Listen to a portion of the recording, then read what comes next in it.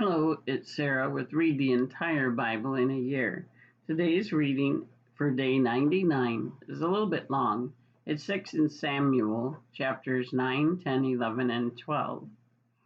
One of the things I appreciated from this is basically the warning of how our entertainment can affect us so much and cause us to do things we might not have ever done in our lives. As we see the example with David, how when he was dealing with Jonathan's son, how he was showing loyal love, loving kindness to him. He was showing faithfulness to his friend Jonathan, regardless of what Jonathan's father was like to him. He was showing mercy. He was showing kindness. He was being gentle. Yet, when his entertainment caused him to move into an area he had no business going into, and in this place it was lustfulness, it hurt so many people. We could see the result where Jehovah corrected this matter with David. He was not going to allow David to continue doing these things. Yet we can see how far bad entertainment can take us. It wasn't just one person that was hurt. Also, it caused other people to do things they would never have done. For example, his army officer Joab, allowing someone to be treated like an animal and discarded like so. Oh, people die in war all the time, as we'll see. It affected so many people. So let's read this account.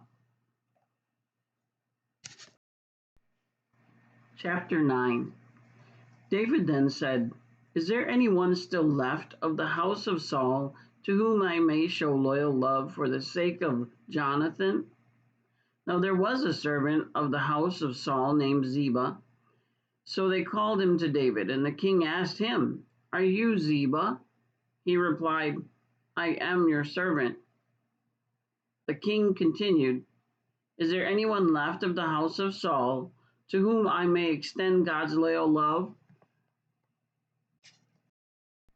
He replied to the king, "There is still one son of Jonathan. He is crippled in both feet." The king asked him, "Where is he?"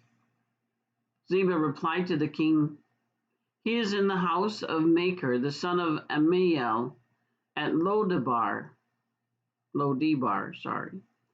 King David immediately sent for him and took him from the house of Machir, the son of Ammiel, at Lodebar. When Mephibosheth, the son of Jonathan, the son of Saul, came into David, he at once fell face down and prostrated himself. Then David said, "Mephibosheth," to which he replied, "Here is your servant." David said to him, "Do not be afraid, for I will certainly show loyal love to you for the sake of your father Jonathan, and I will return to you all the land of Saul your grandfather, and you will always dine at my table." At that he prostrated himself and said, "What is your servant, that you have turned your attention to a dead dog like me?" The king now sent for Ziba, Saul's attendant, and said to him, "Everything that belongs to Saul and to all his house I give to the grandson of your master. You will cultivate the land for him, you and your sons and your servants, and you will gather its produce to provide food for those who belong to the grandson of your master to eat. But Mephibosheth, the grandson of your master, will always dine at my table." Now Ziba had 15 sons and 20 servants. Then Ziba said to the king, "Your servant will do all that my lord the king commands his servants to do." So Mephibosheth ate at David's table like one of the sons of the king. Now Mephibosheth also had a young son named Micah, And all those who lived in Ziba's house became servants of Mephibosheth. And Mephibosheth lived in Jerusalem, for he always ate at the table of the king, and he was crippled in both feet. Chapter 10. Later the king of the Ammonites died, and his son Hanun became king in his place. At that David said, I will show loyal love toward Hanun, the son of Nahash, as his father showed loyal love toward me. So David sent his servants to offer him comfort over the loss of his father. But when David's servants came into the land of the Ammonites, the princes of the Ammonites said to Hanun their lord, Do you think that David is honoring your father by sending comforters to you?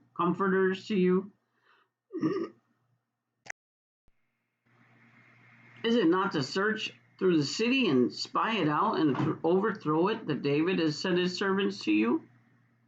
So Hanun took the servants of David and shaved off half their beards and cut their garments in half at their buttocks and sent them away. But when David was told, he at once sent men to meet them, because the men had been deeply humiliated. And the king told them, Stay in Jericho until your beards grow back, and then return. In time, the Ammonites saw that they had become a stench to David.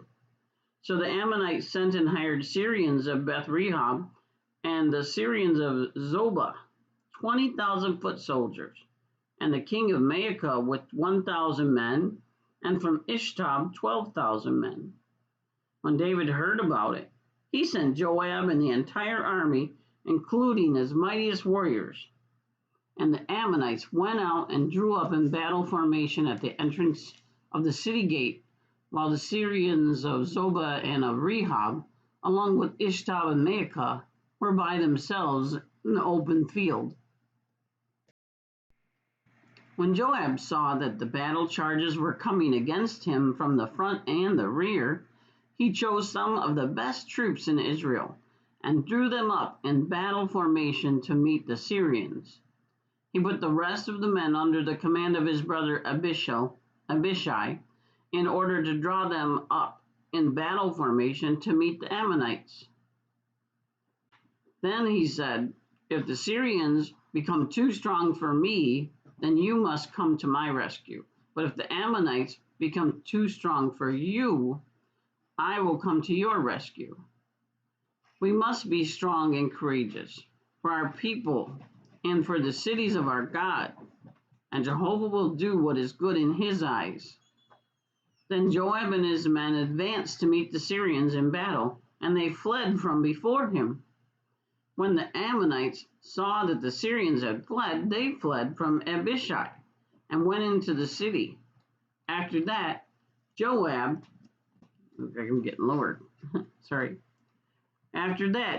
returned from the Ammonites and came to Jerusalem. When the Syrians saw that they had been defeated by Israel, they regrouped.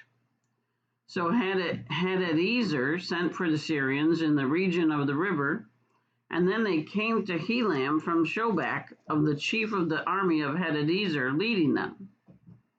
When the report was made to David, he immediately gathered all Israel and crossed the Jordan and came to Helam. The Syrians then drew up in battle formation to meet David and fought against him. But the Syrians fled from Israel, and David killed 700 charioteers and 40,000 horsemen of the Syrians. And he struck down Shobak, the chief of their army, who died there. When all the kings, the servants of Hadadezer, saw that they had been defeated by Israel, they promptly made peace with Israel and became their subjects. And the Syrians were afraid to help the Ammonites anymore. Chapter 11. At the start of the year, at the time when kings go on campaigns, David sent Joab and his servants and the entire army of Israel to bring the Ammonites to ruin. And they besieged Rabbah while David stayed in Jerusalem. One evening, David got up from his bed and walked around on the rooftop of the king's house. From the rooftop, he saw a woman bathing, and the woman was very beautiful. David sent someone to inquire about the woman, and he reported, "Is this not Bathsheba, the daughter of Eliam and the wife of Uriah the Hittite?" Then David sent messengers to bring her. So she came in to him, and he lay down with her. This happened while she was purifying herself from her uncleanness.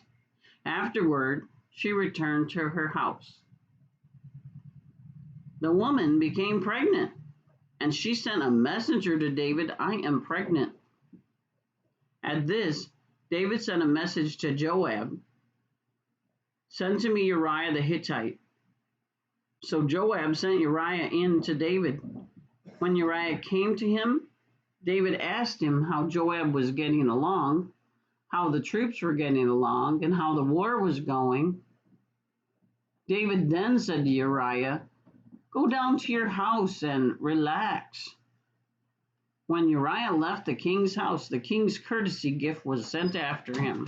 However, Uriah slept at the entrance of the king's house with all the other servants of his lord, and he did not go down to his own house.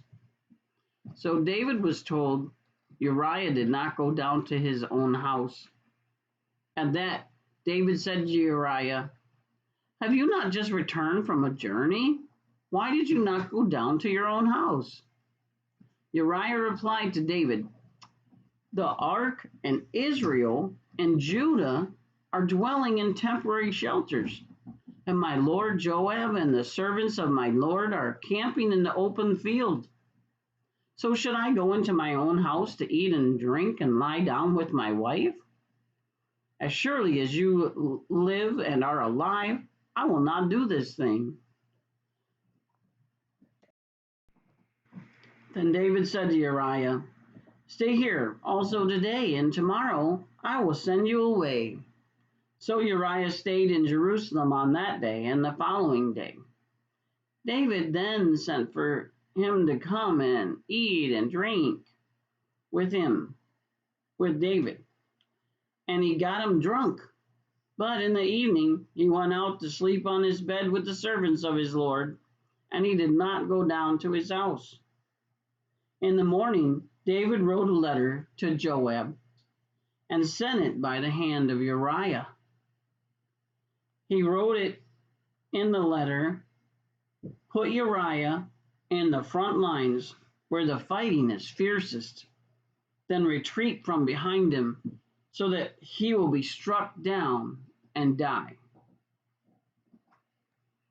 Joab had been carefully watching the city, and he stationed Uriah where he knew there were mighty warriors.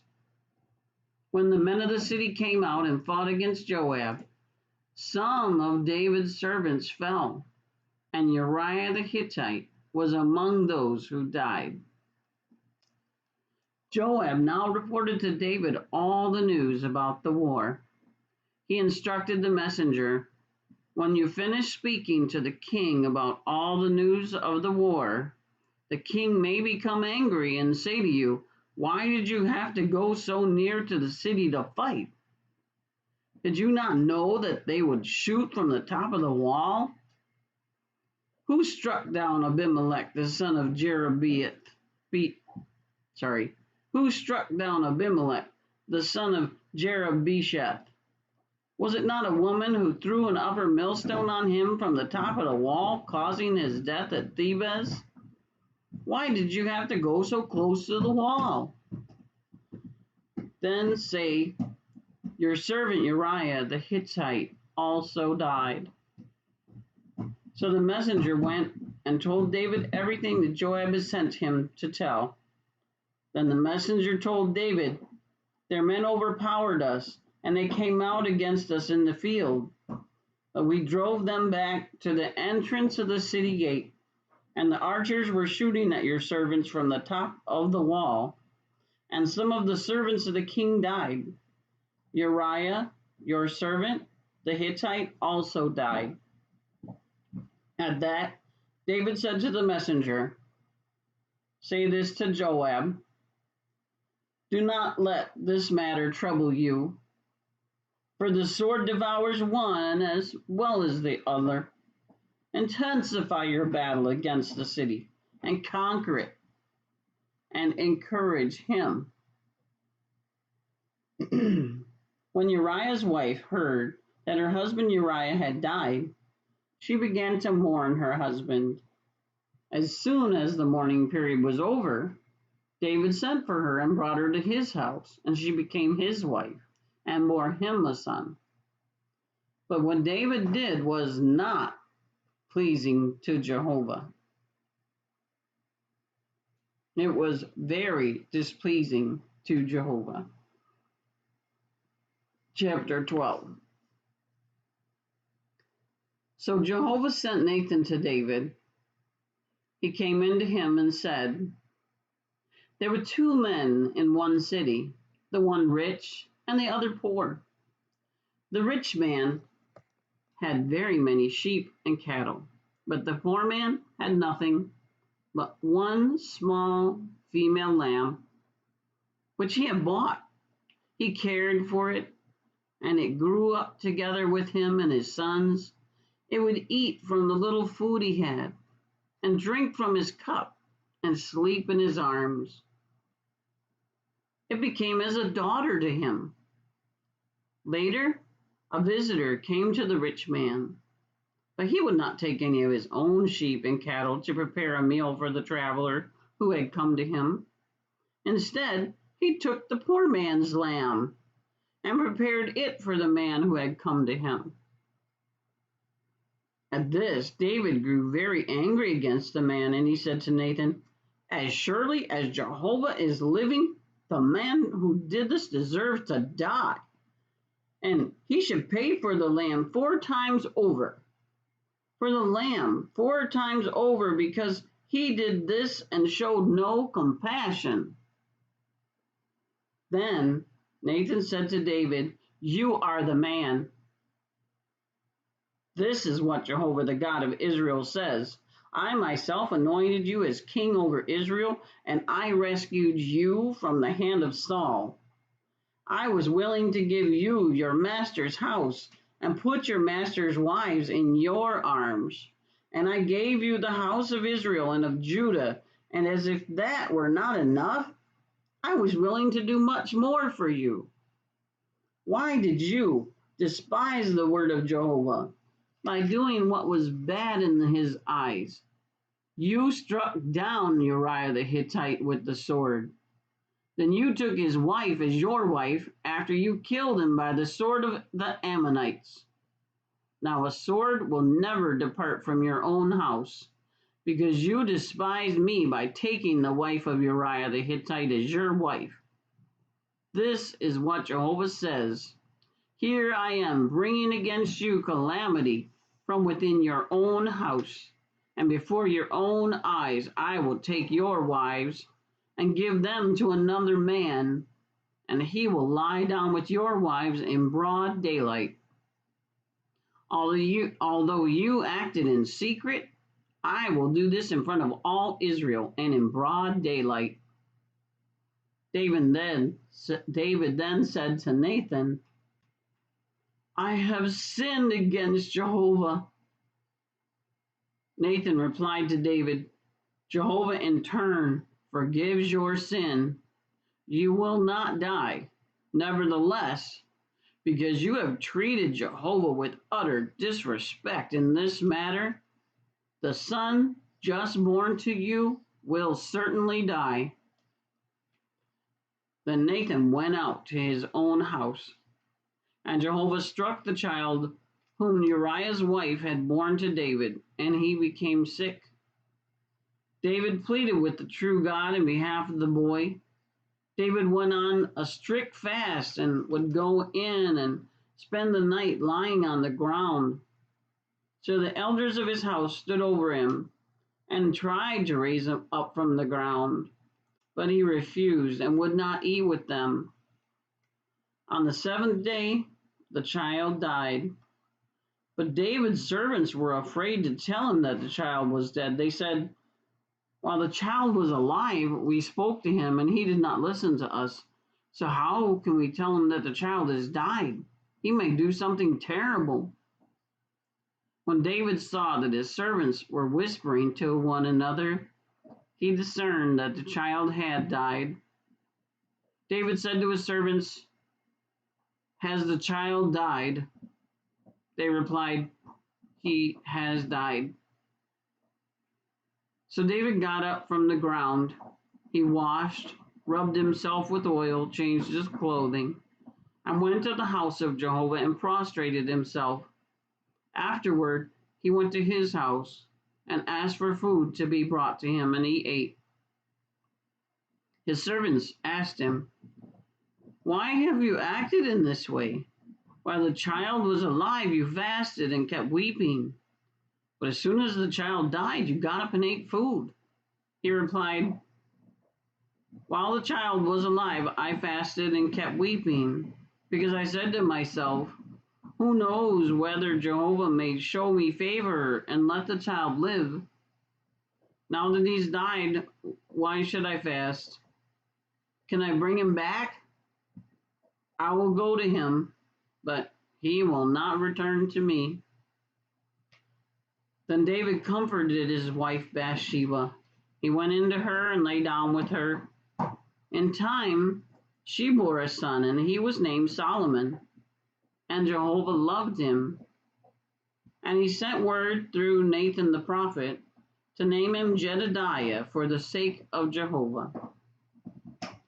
Joab continued fighting against Rabbah of the Ammonites, and he captured the royal city. So Joab sent messengers to David and said, "I have fought against Rabbah, and I have captured the city of waters. Now gather the rest of the troops and encamp against the city and capture it. Otherwise, I will be the one to capture the city, and it will be credited to me." So David gathered all the troops and went to Rabbah and fought against it and captured it. Then he took the crown of Malcham from its head. The weight of it was a talent of gold, along with precious stones, and it was placed on David's head. He also took a vast amount of spoil from the city, and he brought out the people who were in it and put them to work at sawing stones, at working with sharp iron instruments and with iron axes, and at brick making. That was what he did to all the cities of the Ammonites. Finally, David and all the troops returned to Jerusalem. So we see here in this last part of the reading where Joab's like, "You need to be here with these fighting men. We're in a position to overtake the city, and you want it credited to you. This is where you're supposed to be." Well, that's where, when he saw Bathsheba, King David should have been in the first place. That's why Uriah didn't go back to his home, because the battle was going on. You don't just go and relax and do things at home and be with man with woman. You don't be a man having relations with your wives and stuff, because that's not the focus right now. That's where you're giving what you can and you're supporting your brothers who are in the battle. Of course, there were women who would have helped, but the focus was with the men. They were the warriors at the time. So, excuse me. We see how this influence, this entertainment, him continuing to watch Bathsheba, entertaining himself with that situation, led to so many bad things.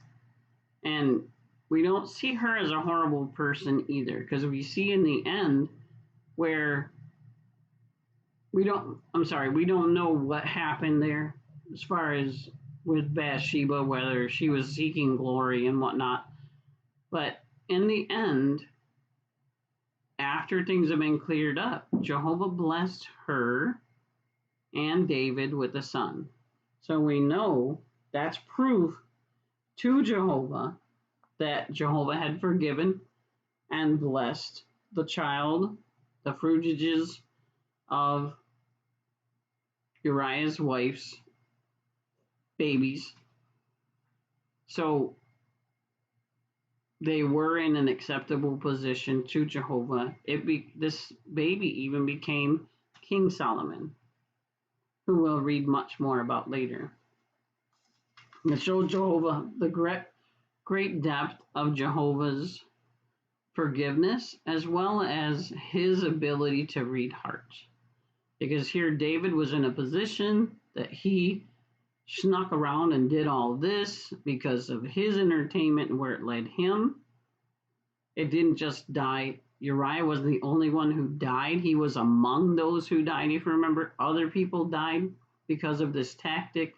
Joab was affected because he was following the king's orders and didn't say anything. He could have stopped this situation. He could have showed loving kindness to Uriah and said something, asked the king what was going on. He could have done that, but he didn't. So again and again, our entertainment is so important. It really does affect us and can affect others if we're not careful. Have a good day.